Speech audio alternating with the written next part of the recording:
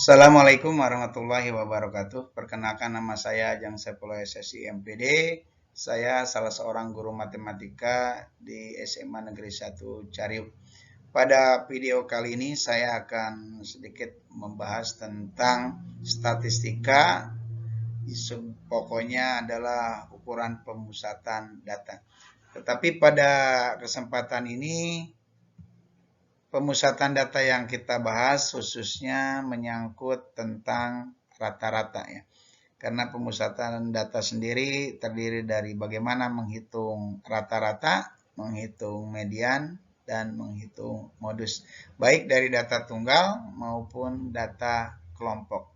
Yang lebih ditekankan barangkali untuk mengukur bagaimana menghitung atau mengukur menentukan rata-rata dari suatu data dalam bentuk data kelompok. Rata-rata hitung atau disebut juga mean ya, dalam istilah lain mean itu rata-rata dilambangkan dengan X bar, yaitu sekumpulan bilangan, jumlah bilangan dibagi oleh banyaknya bilangan. Kemudian dibagi dua, yaitu ada data tunggal dan ada data kelompok.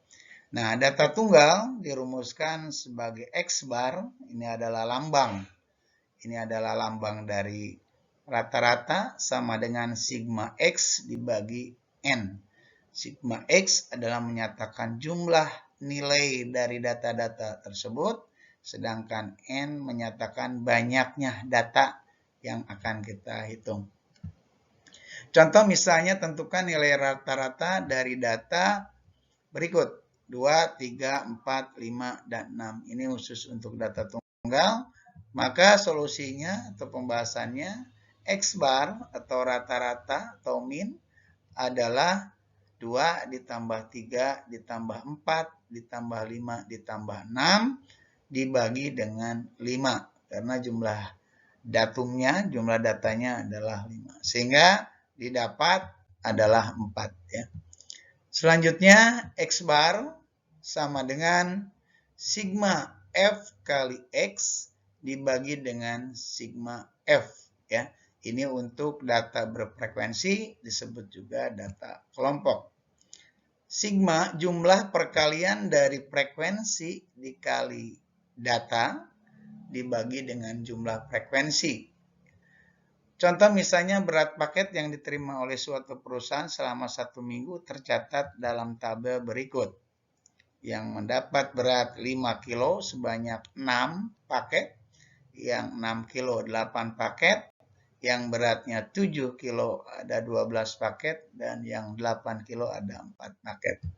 Nah, kalau kita mau mencari rata-rata dari barang-barang yang dipaketkan tadi dengan frekuensi yang ada, maka kita tinggal mengalihkan nilai data dengan frekuensinya atau frekuensi dikali nilai data. Kita bisa lihat di sini 5 kali 6 30, 6 kali 8 48 dan seterusnya. Kemudian kita hitung jumlah frekuensi kali data, maka didapat 194. Kemudian kita lihat juga berapa jumlah datanya atau jumlah frekuensinya. Ya, sehingga jadi 194 dibagi dengan 30. Maka didapat rataan min ya, atau rata-rata yaitu 6,47 ya. 6,47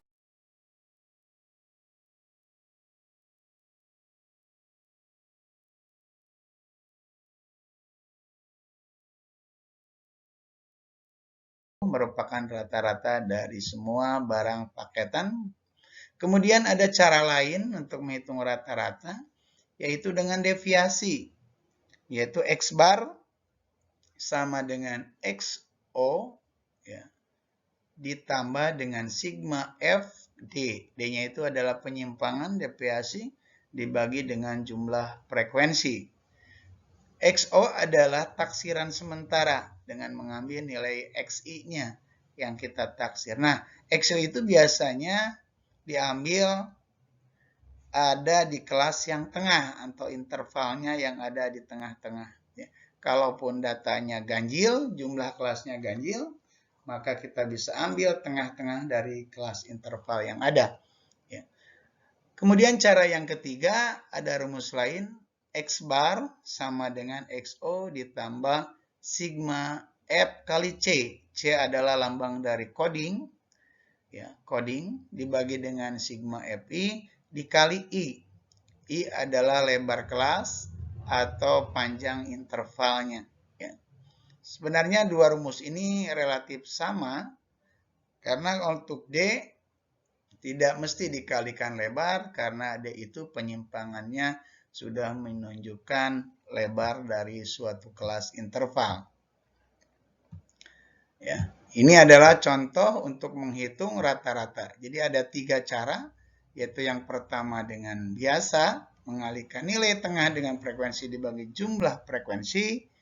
Cara kedua dengan menggunakan taksiran rata-rata sementara ditambah jumlah frekuensi kali penyimpangan, yaitu D, deviasi, dibagi dengan jumlah frekuensi. Kemudian cara yang ketiga dengan aturan coding, ya, pengkodean, yaitu menggunakan X bar sama dengan X0, rata-rata taksiran sementara, ditambah sigma F kali coding dibagi sigma F, jumlah frekuensi dikali lebar. Selanjutnya kita lihat contoh. Kita lihat contoh suatu permasalahan, ya. Misalkan tentukan nilai rata-rata dari suatu hasil tes matematika 20 orang siswa yang disajikan pada tabel berikut. Di sini terdapat suatu tabel.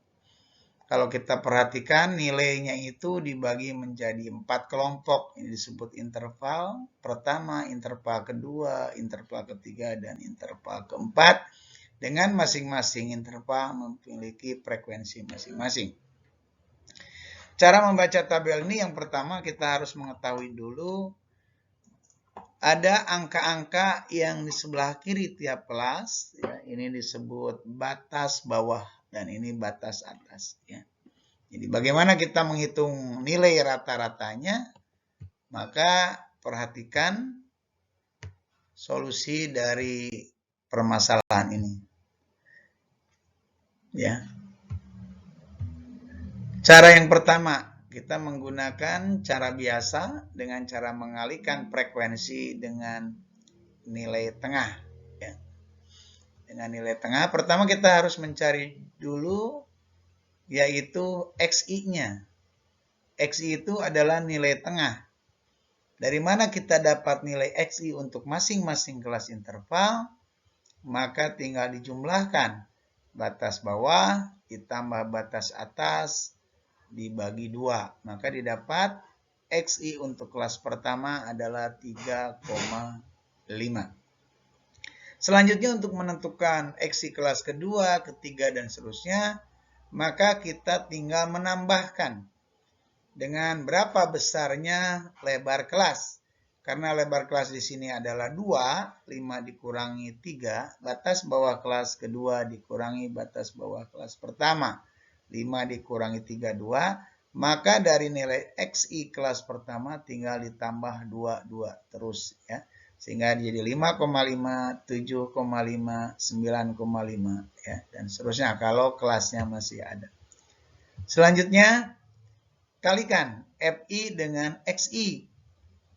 Maka 2 kali 3,5 didapat nilainya 7, dan seterusnya, sehingga didapat jumlah dari hasil kali F dikali XI didapat 146,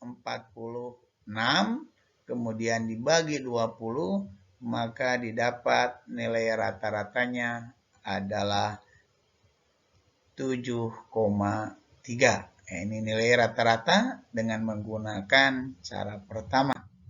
Kemudian bagaimana untuk menentukan nilai rata-rata kelas kedua?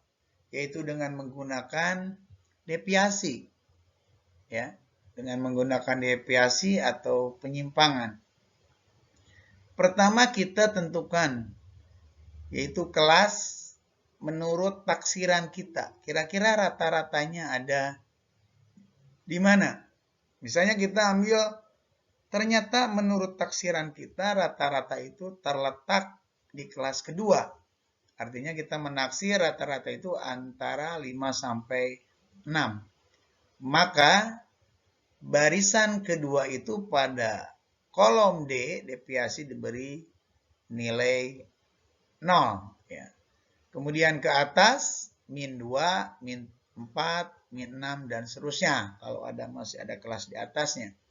Kenapa dikurangi 22? Karena lebar kelas kita tahu yaitu 2. Andai terus yang ke bawahnya, maka kita tinggal tambahkan 2, 2, 2. Terus hingga 2, 4, 6, 8, dan seterusnya. Seterusnya berdasarkan rumus tadi dikalikan. Ya. Berdasarkan rumus kalikan F dengan D.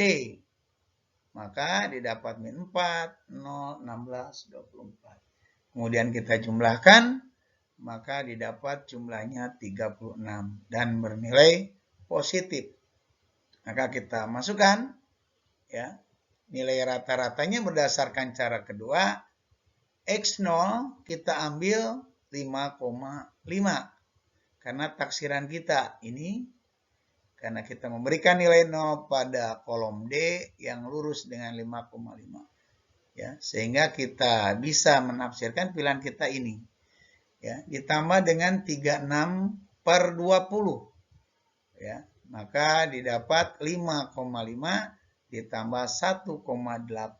Maka hasil yang kita dapat adalah 7,3. Dan sama dengan cara yang pertama tadi. Kemudian selanjutnya cara ketiga, yaitu dengan menggunakan pengkodean. Coding, tabel masih sama, soalnya sama, XI-nya juga sama, cuman sekarang kita tentukan nilai C. Nilai C kita taksir misalnya rata-ratanya antara 7 sampai 8. Maka pada kolom C yang sebaris dengan 7 sampai 8, kita beri nilai 0. Ke atasnya tinggal kalikan atau dikurangi selisih 1, min 1, min 2, dan seterusnya. Ke bawahnya tinggal ditambah 1, 2, dan seterusnya. Sehingga kita teruskan kalikan, maka didapat min 4, min 4, 0, dan 6. Dijumlahkan menghasilkan suatu angka negatif, yaitu min 2. Maka kita bisa langsung masukkan ke rumus bahwa X bar sama dengan X0 ditambah sigma F kali C per sigma F. Jangan lupa, ini dikalikan dengan I, yaitu lebar kelas. Ya. Jadi 7,5 ditambah min 2 per 20 kali 2. Karena ketemu positif dengan negatif, maka jadi negatif. 7,5 dikurangi 4 per 20. Maka didapat 7,5 dikurangi 0,2. Sehingga hasilnya sama dengan kedua cara di atas. Yaitu rata-rata dengan cara coding pun menghasilkan nilai yang sama. Yaitu 7,3. Nah, itulah mungkin sedikit pembahasan pada sub pokok bahasan ukuran pemusatan data. Tetapi yang kita fokuskan pada kesempatan ini adalah menghitung rata-rata data kelompok. Itu dengan 3 cara. Mungkin ada cara lain yang lebih singkat, pada kesempatan ini tidak sempat saya sampaikan. Mungkin itu saja yang bisa saya sampaikan. Terima kasih. Assalamualaikum warahmatullahi wabarakatuh.